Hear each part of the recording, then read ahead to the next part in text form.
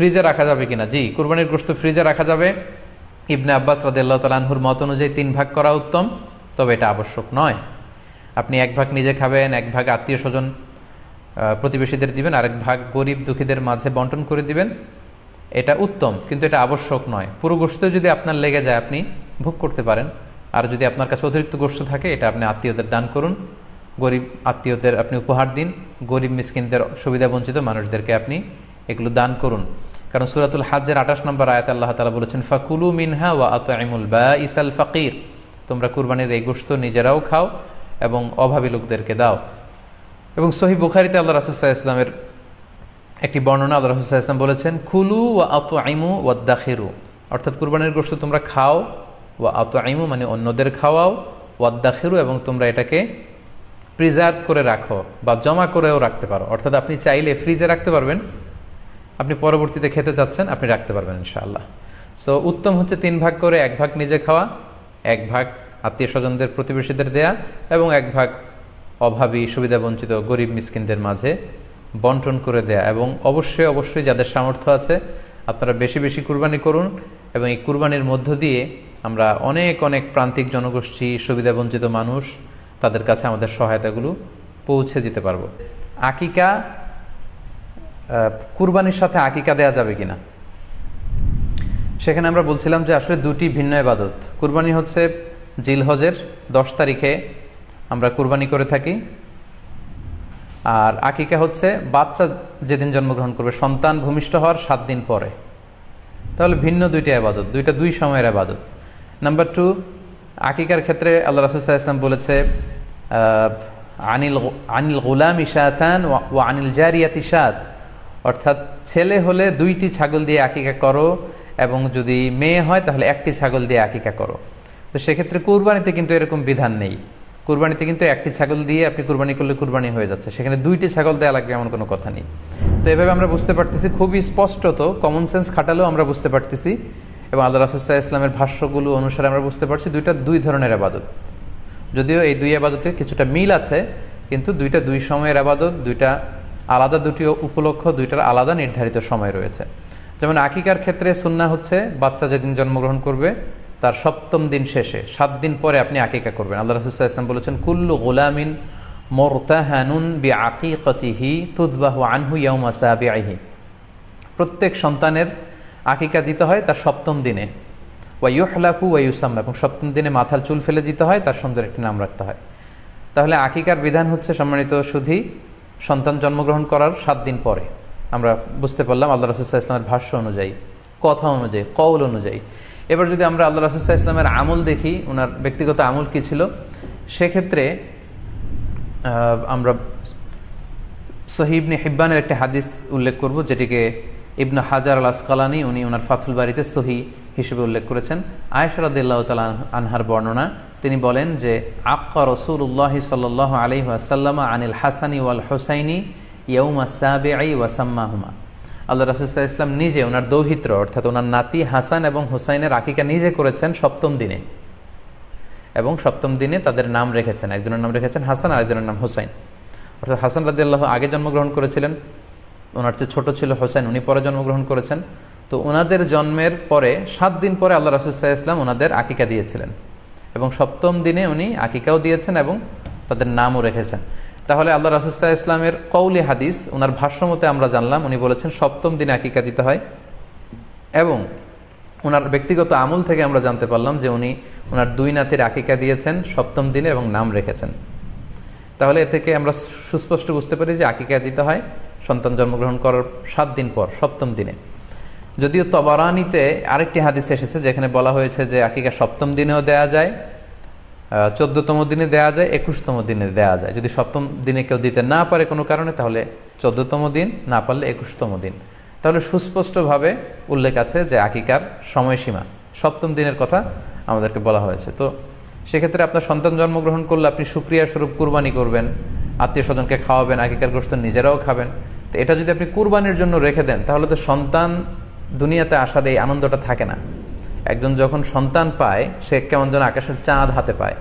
তো তখন তার 7 দিনের মধ্যে যে আনন্দটা থাকে, ওই দিন তার নাম রাখা হবে, আত্মীয় স্বজনরা আসবে, বাচ্চাকে দেখবে, দোয়া করবে, তখন আকিকা করে গোশত নিজে খাবেন, আত্মীয়দের খাওয়াবেন, পাড়া প্রতিবেশীদেরকে দিবেন। এটা হচ্ছে সন্তান ভূমিষ্ঠ হওয়ার উপলক্ষকে কেন্দ্র করে এই আকিকা।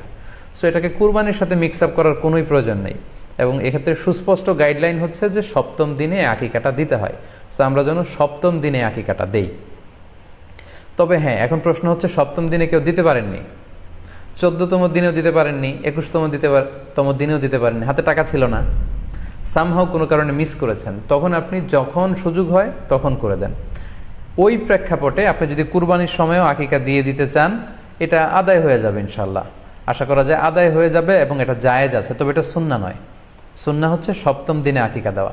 পাশাপাশি গরু দিয়ে, মহিষ দিয়ে, উট দিয়ে আকিকা দেওয়াও কিন্তু সুন্নাহ নয়। আকিকা দেওয়া সুন্নাহ হচ্ছে ছাগল দিয়ে। হ্যাঁ, গরু 7 ভাগে একটি ভাগ কুরবানির সাথে যদি আপনি আকিকা দিতে চান, আকিকা আদায় হয়ে যাবে, এটা জায়েজ আছে, কিন্তু এটা সুন্নাহ নয়।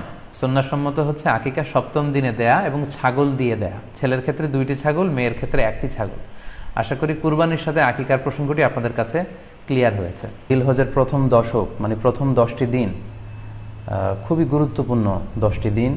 আল্লাহ তাআলার কাছে খুবই পছন্দনীয় এই 10 দিনের আমলগুলো, এমনকি জেহাদের চাইতেও বেশি হাদিসে এসেছে। এবং কালামুল্লাহ মাজিদে আল কোরআন আল কারিমে আল্লাহ তাআলা এই জিলহজের প্রথম 10 দিনের শপথ করেছেন। এই 10 দিনের এবাদত আল্লাহ তাআলার কাছে এত বেশি পছন্দনীয় হওয়ার কারণ হচ্ছে, এই 10 দিনে আল্লাহ তাআলা উম্মাহাতুল ইবাদাত, অর্থাৎ যত মৌলিক এবাদত আছে সবগুলো মৌলিক এবাদতের একটা সমন্বয় করেছেন জিলহজ মাসের এই প্রথম 10 দিনে, যেটা বছরের অন্য কোনো সময় কিন্তু পাওয়া যায় না। কারণ এই 10 দিনের ভেতরে সালাত আছে, নফল সিয়াম আছে, সাদাকা আছে, কুরবানি আছে, হজের প্রসঙ্গটা আছে, যেটা বছরের অন্য কখনো এরকম উম্মাহাতুল ইবাদাত, অর্থাৎ যত মৌলিক আবাদত আছে সব মৌলিক আবাদতের কম্বিনেশন, সমন্বয় বছরের কোনো সময় কিন্তু আসলে হয় না, যেটা হয়ে থাকে জিলহজ মাসের প্রথম এই 10 দিনের ভেতর। এজন্য এই 10 দিনের ইবাদত আল্লাহ তাআলার কাছে অত্যন্ত বেশি প্রিয়।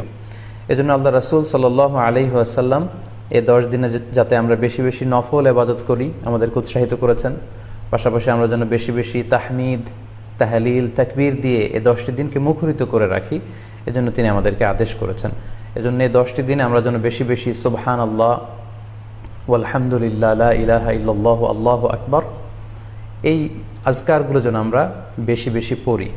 এবং আরাফাতের সিয়ামের ব্যাপারে আল্লাহ রাসূল সাল্লাল্লাহু আলাইহি ওয়াসাল্লাম আশা করেছেন যে 9 জিলহজের যে নফল সিয়ামটি, অর্থাৎ আরাফার রোজা, এই আরাফার রোজা যে ব্যক্তি রাখবে, আল্লাহ রাসূল সাল্লাল্লাহু আলাইহি ওয়াসাল্লাম বলেন যে আমি প্রত্যাশা করি এই সিয়ামের বদৌলতে বিগত একটি বছরের এবং সামনের একটি বছরের যত পাপ হবে এই পাপগুলোকে আল্লাহ তাআলা আমাদের জন্য ক্ষমা করে দিবেন। এবং জিলহজের 9 তারিখ ফজর থেকে কিন্তু আমাদেরকে ওয়াজিব তাকবীর পাঠ করতে হয়। আমরা জানি সেটা শুরু হয় আরাফার দিন ফজর থেকে। 9 তারিখ ফজর থেকে শুরু করে 13 তারিখ আসর পর্যন্ত এই তাকবীরগুলো প্রত্যেক সালাতের পরে পড়া আমাদের জন্য আবশ্যক। আমরা যেন এই নফল আজকারগুলো, এই নফল তাকবীরগুলো যাতে আমরা বেশি বেশি করে দেই। এবং যারা কুরবানি করার জন্য ইচ্ছা পোষণ করেছেন তারা যেন এই 10 দিনের আগেই তাদের মাথার চুল এবং নখ কেটে পরিচ্ছন্ন হয়ে যান, এবং জিলহজের এই 10 দিনে তারা যাতে মাথার চুল না কাটে এবং হাতের নখ না কাটে, এই মর্মে আল্লাহ রাসূল সাল্লাল্লাহু আলাইহি ওয়াসাল্লাম আমাদেরকে গাইডলাইন দিয়েছেন। সব মিলে আল্লাহ তাআলার কাছে এই 10টি দিনের ইবাদত খুবই প্রিয়। এমনকি হাদিসে এসেছে, যেটা আমরা বললাম যে জেহাদের চাইতেও বেশি প্রিয়। এজন্য এই সুবর্ণ সুযোগটুকুন যেন আমরা কখনোই মিস না করি। তাই আমাদের সাধ্যমতো আমরা যেন বেশি বেশি নফল ইবাদত করি। আমরা যেন সুযোগ হলে পুরো 10 দিন ব্যাপী আমরা চাইলে নফল সিয়াম রাখতে পারি, আমরা বেশি বেশি কোরআন তেলাওয়াত করতে পারি। বিশেষ করে তাহমিদ, তাহলিল এবং তাকবীর, আলহামদুলিল্লাহ, লা ইলাহা ইল্লাল্লাহ, আল্লাহু আকবার, এই জিকিরগুলো, এই আজকারগুলো পড়ে পড়ে যেন আমরা এই 10টি দিনকে মুখরিত রাখি।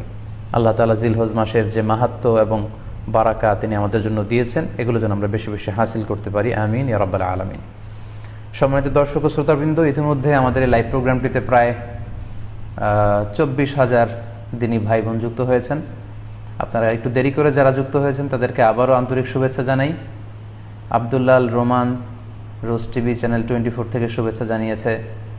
আমরা শুনেছি যে রোমান অসুস্থ, আল্লাহ তাআলা রোমানকে সুস্থ করে দিক, আমরা দোয়া করি। এবং আজকের লাইভের যে ঘোষণাটি আমরা দিয়েছিলাম সেখানে অনেক দিনই ভাই বোনেরা বাংলাদেশের একজন প্রথিত যশা ইসলামী সঙ্গীত শিল্পী মশিউর রহমান ভাই, ওনার করোনা পজিটিভ রিপোর্ট এসেছে, সবাই ওনার জন্য দোয়া চেয়েছেন। আসলে মানুষ তার চমৎকার চমৎকার ইসলামী সঙ্গীতের মধ্য দিয়ে যে শ্রোতাদের হৃদয়ে বেঁচে থাকে এটার একটা প্রমাণ। আমাদের মশিউর ভাই অসাধারণ দরাজ গলায় খুব চমৎকার ইসলামী সঙ্গীত পরিবেশন করেন। আমি নিজেও তার ইসলামী সঙ্গীতগুলো খুব পছন্দ করি। সবাই ওনার জন্য দোয়া চেয়েছেন। তো আজকের এই লাইভের শুরুতেই আমি আমাদের সকলের প্রিয় শিল্পী মশিউর রহমান ভাইয়ের জন্য দোয়া করি, আল্লাহ তাআলা আমাদের প্রিয় ভাইকে দ্রুত শিফায়ে কামেলা আজলা নসিব করুক। যারাই পৃথিবীর যে প্রান্ত থেকে এই ভয়াবহ করোনা মহামারীতে আক্রান্ত হয়ে অসুস্থ অবস্থায় আছেন, আমরা সবার জন্য দোয়া করি আল্লাহ তাআলা সবাইকে খুব দ্রুত শিফায়ে কামেলা নসিব করুক। সম্মানিত সুধী, আমি রিকোয়েস্ট করব আপনারা এই লাইভটি শেয়ার করে দিবেন, যাতে করে আপনাদের অন্যান্য ফেসবুক বন্ধুরা আজকের লাইভের এই আলোচনাটি থেকে উপকৃত হতে পারে। আমরা আজকে কুরবানি নিয়ে কিছু কথা শেয়ার করবার চেষ্টা করব ইনশাআল্লাহ। কুরবানির প্রসঙ্গটা আসলেই আমাদের স্মৃতির মানসপটে আমাদের ইব্রাহিম আলাইহিসসালাম এবং ইসমাইল আলাইহিসসালামের যে কুরবানি, ওনাদের যে আত্মত্যাগ, এই দৃশ্যপটটি কিন্তু আমাদের চোখের সামনে ভেসে ওঠে। আমরা জানি যে ইব্রাহিম আলাইহিসসালাম আল্লাহ তাআলা সন্তুষ্টির জন্য স্বীয় পুত্র ইসমাইল আলাইহিসসালামকে কুরবানি করতে চেয়েছিলেন, এবং সেই প্রসঙ্গ থেকেই কিন্তু আমরা প্রতি বছর জিলহজের 10 তারিখে কুরবানি করে থাকি। এবং এই দৃশ্যটি আল্লাহ তাআলার কাছে এতই ভালো লেগেছিল, এই আত্মত্যাগের দৃশ্যকে আল্লাহ তাআলা স্মরণীয় করে রাখবার জন্য কিয়ামত পর্যন্ত সব বিশ্বাসীদের জন্য এই জিলহজের একই টাইমে জিলহজের 10 তারিখে কুরবানি করাটাকে আল্লাহ তাআলা আমাদের উপর অবধারিত করে দিয়েছেন। এই বিষয়টি সূরাতুস সাফফাতের 105 নম্বর আয়াতে আল্লাহ তাআলা এভাবে ইরশাদ করছেন, فلما بلغ معه السعي قال يا بني إني أرى في المنام أني أذبحك فانظر ماذا ترى।